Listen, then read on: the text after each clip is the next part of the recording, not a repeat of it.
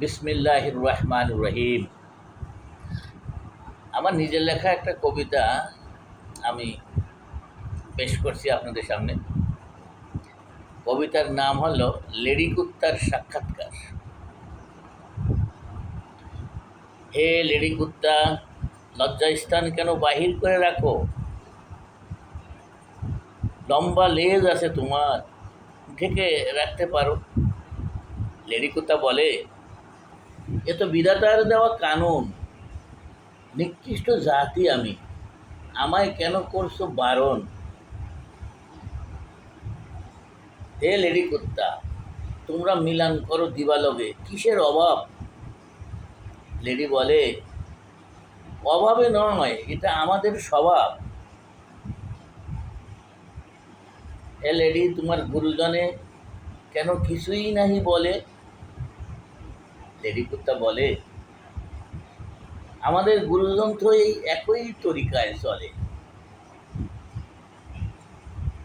হঠাৎ লেডি কুত্তার স্বামী এসে ধমকের স্বরে বলে, হে মানুষ, যদি আমি প্রশ্ন করি তোমারে, তোমরা তো সৃষ্টির সেরা জীব, জাতিতে মানুষ, তবে কেন তোমরা অন্যকে ঠকিয়ে খাও ঘুষ?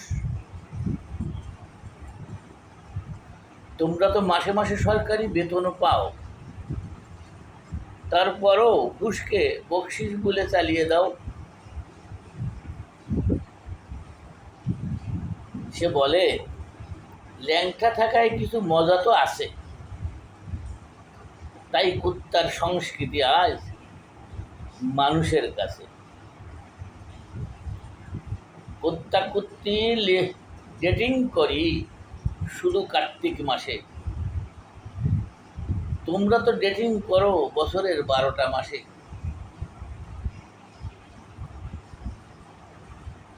তোমরা মানো না আল্লাহ, মানো না সরকার, তোমরা লুচ্চা সন্ত্রাসী, দর্শক তোমরা বাটপার।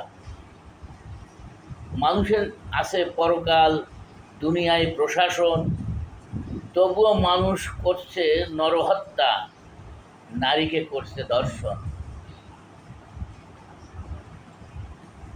আজ কেন মানুষের চরিত্র হলো কুত্তার মতো? আরো কি বলবো, মানুষের চরিত্র বিচিত্র কত।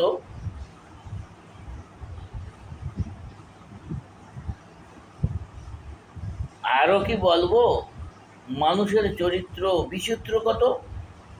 কুত্তা বলে, আমার প্রশ্নের জবাব নিয়ে আসবে, তবে কুত্তার সাক্ষাৎকার তুমি সেদিন পাবে। শুনিয়া কুত্তার মুখে তার সব অমর বাণী, ভুলে গেছি আমি যা কিছু শিখেছি, যা কিছু জানি।